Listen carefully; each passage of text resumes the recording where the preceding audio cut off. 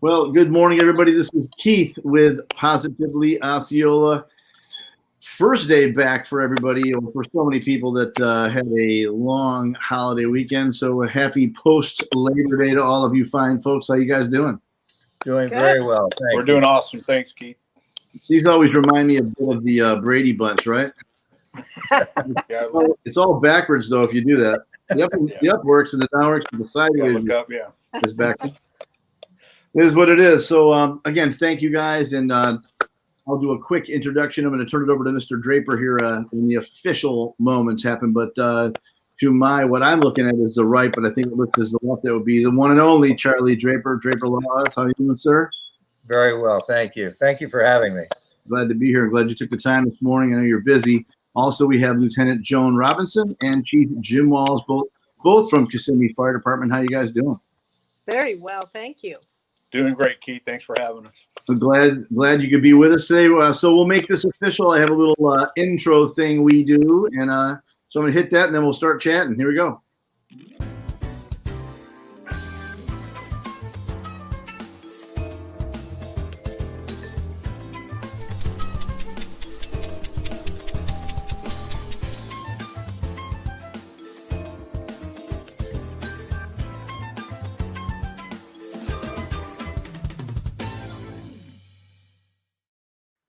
That, of course, is we always have the hope of increasing our cool factor. So good morning, everybody. How you guys doing? Good. Good morning. I think, Charlie, you might, being from upstate New York, you might know this place right there. Hyde's Hot Dogs. Ever see that? No. There's lots of Salem's hot dogs up there, but not familiar with Hyde's. Yeah, that's more northern New York than western New York, where I think you had from, sir, many years ago. Hey, again, thank you guys for being here today. I'll introduce Charlie again. Been friends with Mr. Draper for a long time, and I know that he loves to recognize and thank people in the community that are making a positive difference. So that's really why we're here today. So, Charlie, take it away, sir. Well, thank you again. Thank you for having me. And I just want to recognize Chief Jim Wells and also Lieutenant Joan Robinson, who we just learned is a recipient of the Hero of the Year award by the Knights of Columbus. And so we're very proud to have her, and we want to learn what the criteria is that goes into this particular award. And so I'm going to go straight to Lieutenant and ask you what you had to do. What's the criteria that you had to meet in order to get this Hero of the Year award by the Knights of Columbus? Uh-oh. There it is. I was gonna. Oops. That's all right. You're good. All right. Are we live? Yep, we're good. Okay. Well, I had a number of things that I wanted to accomplish in the fire department before I ended and working towards any particular award. These were just things that we needed to do as a community, and Stop the Bleed was really at the top of my list, thanks to Osceola, who came and introduced the program to our fire department. And then we decided we needed to teach everyone that worked for the city of Kissimmee the Stop the Bleed, algorithm, and how to intervene should someone have a serious hemorrhage going on. And so we carried that a step further, and we went out into the community, and I had a lot of support from the people that I answer to, and Chief Walls being at the top of the list, of course. And then I had a lot of help from some fellow firefighters that went out with me, and we taught a bunch of people the Stop the Bleed procedures, and and we hope that we can continue to do that.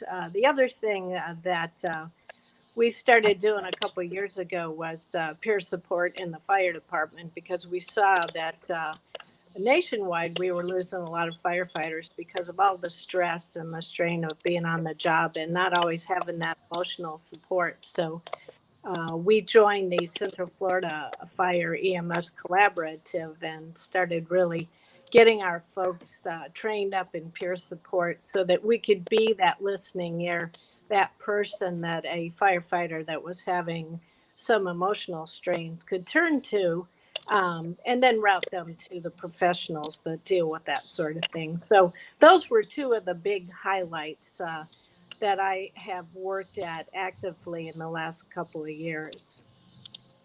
And you led the way. This was your idea to both of these programs, Stop the Bleed, which is what I from what my take is, it's really an educational piece that Yes. you're educating the public. Is that right? Well, we're educating them, and we're actually a proponent of getting these Stop the Bleed kits out there. So we had them installed in all of our major city installations. They're in cabinets on the wall. The staff that work in those installations have been trained in how to use them so they can rapidly intervene and save a life before even 911 gets there. They can start performing these life-saving interventions. So that's been the goal, is really to get our fellow city workers and citizens involved in the rescue process, because time is life lost. So we really wanted them to be empowered to know what to do. What type of patients or victims are we referring to? Well, it could be something simple like somebody that's at home cooking in the kitchen and has an accident and slip of the knife, or somehow they get a cut and they can't control the bleeding, or it could be something like an industrial accident. So it really runs the gamut. And so, what's the setting? I mean, how do you go out to the neighborhoods and different organizations and educate them? I know that you don't do it alone. You have many helpers. No, we actually, one of the primary links that we wanted to get on board early on was our dispatchers. Okay. So we actually went over there and taught those ladies and gentlemen the Stop the Bleed process, so that if they got a caller on the phone, they could actually walk them through with the tools and the information that they had learned in their own training. And I think that's been very, very helpful. That's We so had, smart of you. yeah, well, it's an all hands on board proposition. We got to get everybody trained in our community on Stop the Bleed to make it really work and save a lot of lives. Okay. And talking about the other program, the peer support, I don't think a lot of us realize how emotionally taxing that job that you have can be. I mean, I know we all can remember 9/11, but on a local level, currently, we don't really think of the emotional component of your job. And so, can you share with us a little bit what this program is targeting, and what types of counseling you provide? Well, we don't actually provide counseling. What we provide is a listening ear. And then if a firefighter is having recurrent, let's say, nightmares, or isn't able to get good sleep, and stress is really starting to impact on their daily life, then we would provide them with the tools to connect to programs like Restores at UCF that are manned by trained professionals. Right. So we're kind of the first link in the chain to be that person that may be able to sit down with that individual and listen to what they're going through, and then provide them with the information they need to go out and get some professional help. When was this initiated? Is this Well, recent? yeah, we started, all the fire departments in Central Florida started meeting a couple of years ago because we all collectively realized that there was a void that needed to be filled. And so we started a collaborative group, which has been very beneficial.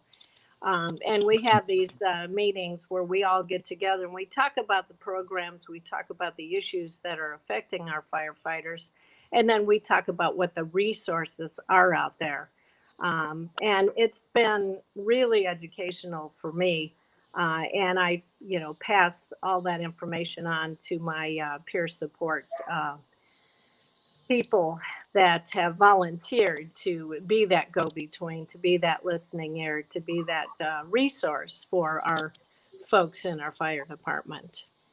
Yeah, and I could say like last year, the Florida legislature passed a PTSD bill, and it lists several criteria for post-traumatic stress disorder. So, Joan, do you want to talk a little bit about that? Because a lot of that just kind of went hand in hand with what we're trying to do now as a collaborative.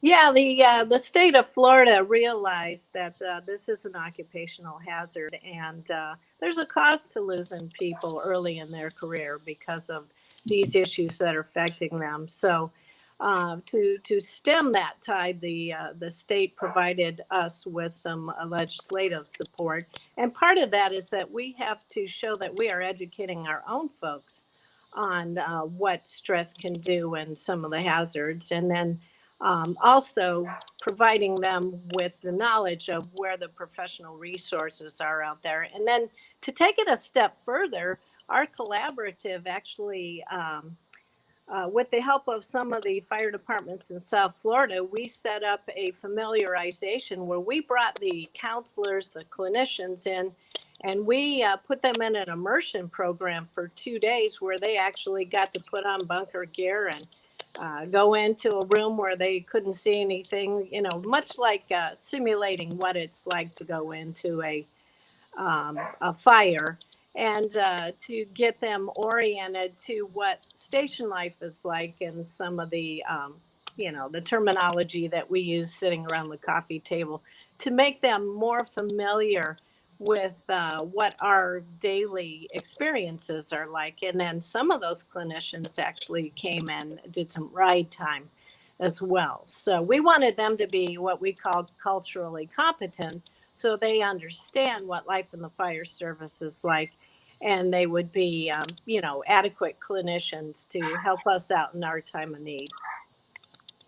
Yeah, because one of the problems we had was in the state, these firefighters would have some issues and they would want to go speak to a clinician, and they'd actually go and meet with them, and no fault of their own, the firefighter would be discussing a call they went on.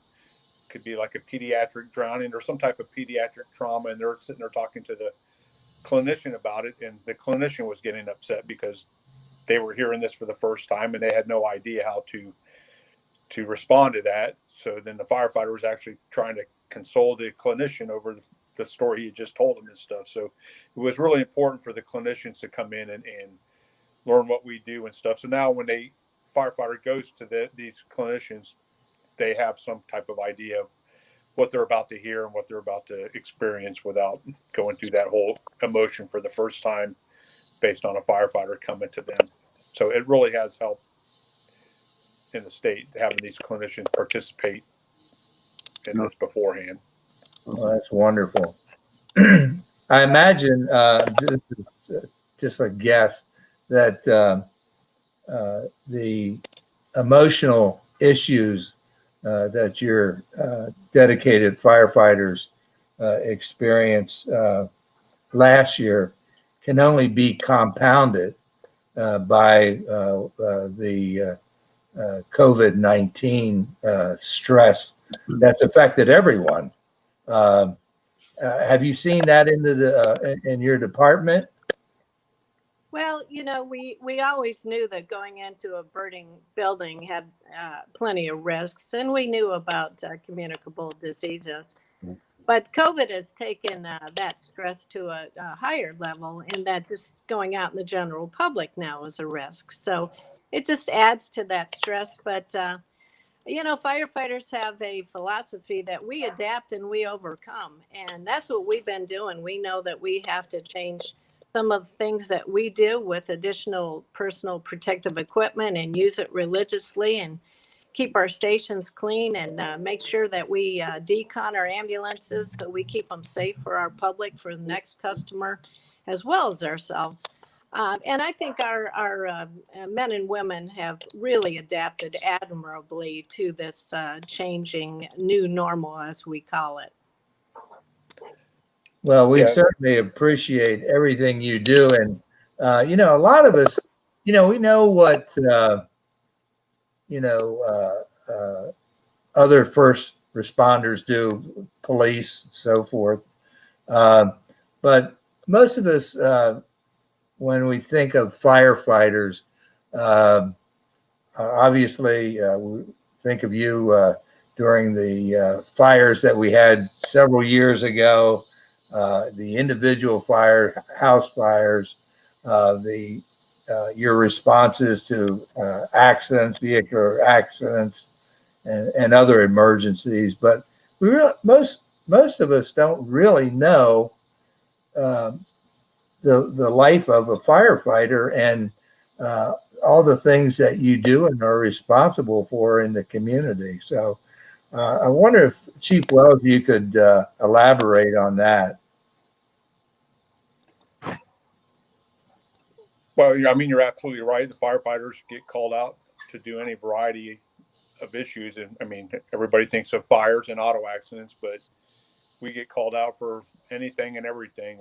If people don't know what to do, they call 911 and ask for the fire department. We've gone out for plumbing emergencies at 2 a.m. I mean, we've gone out for animals. We go out for everything that you can think of.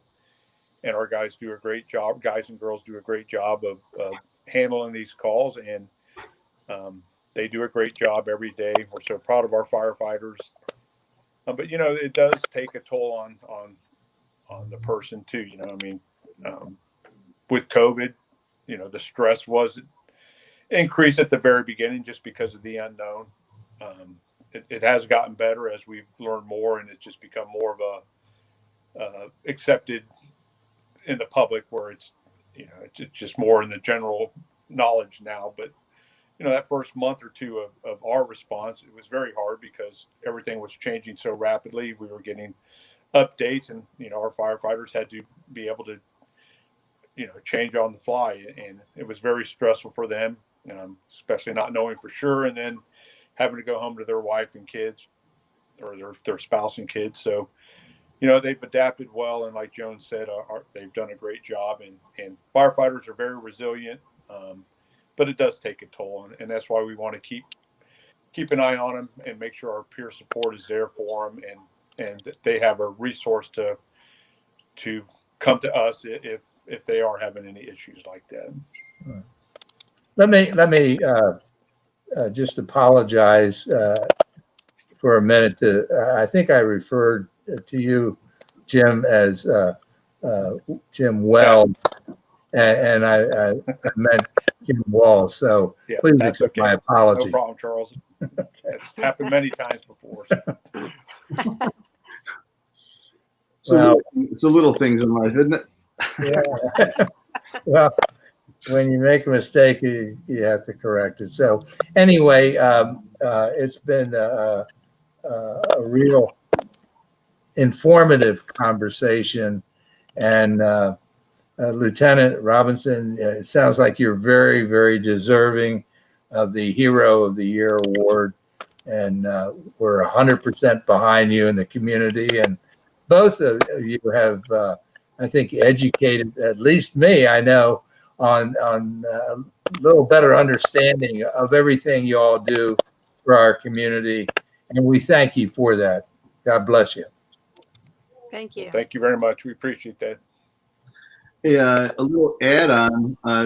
I've got a bit of a video about your training facility tower there. Chief, you mind if I play that real quick for you? You can maybe tell us a little bit about that? Sure, that'd be awesome.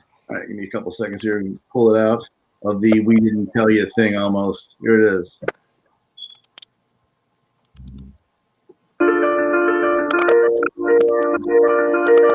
Bill was a great firefighter. He's often been referred to as a firefighter's firefighter. He was there for all of our firefighters. Bill got promoted to lieutenant in May of 2012. He was an 11-and-a-half-year veteran, and training was his passion. So when we built this beautiful tower, the first thing we wanted to do was dedicate it in his memory. Lieutenant Bill Manning's name, this plaque will be here for our department to share the legacy of Bill Manning and what he meant to our department, what he meant for training within our department, what he means to the people that work in here now. This memory and legacy will leave Kissimmee Fire Department.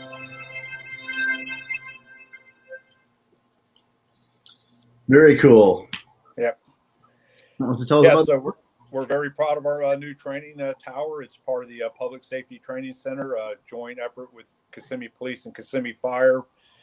And we're just excited. We have our own training facility. For the last 30 years, we've had to go, when we do our facility training, you have to go to a building. So we've had to go to the Central Florida Fire Academy in Orlando on Oak Ridge Road for over 30 years now. And initially it wasn't too bad, but as traffic's gotten worse over the years, our 3-hour training block that we used to go take there, half of that now is just traveling to there and back. So having a facility within the city that our crews can use at any time now, it's just a blessing for us. Our firefighters are very excited. They're very proud of it. We're all proud of the facility itself. And it's just going to be training there for the future of, for the next decades of firefighter training there. So we're excited about it. We were honored to dedicate it in Bill Manning's name. Bill was a lieutenant, tragically killed in a motorcycle accident, and his passion was training. He would be the first one out there training on this building now, and he would be so excited to be there. And it was the least we could do in his memory, just to dedicate it in his name, just to show our love for Bill and what he meant to us as far as training. And he trained all over the state, so he was well known across the state, and we're just honored to be able to dedicate that in his memory. And we're looking forward to all the training we're going to have there for the foreseeable future, training all of our firefighters there. Well said. I know, I think sometimes including me, I think sometimes we see what you guys do out there, and so much of what you do is in the training and preparation. And we just take that for granted probably, and hopefully we don't do that too often, but we certainly appreciate you.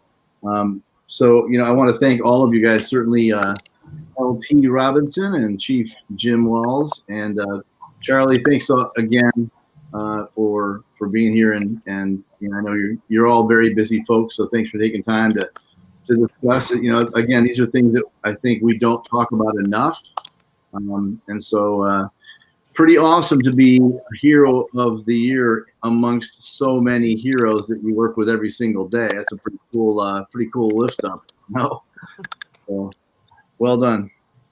Yes, this was well deserved on Joan's behalf. She means a lot to our department. She does so much of the little things behind the scenes that you might not even see, but she does so much for our department, and it was our honor to be able to recognize her. And thank you to the Knights of Columbus for hosting this annual event that they do every year, recognizing not just Kissimmee Fire Department, but all public safety entities within the county.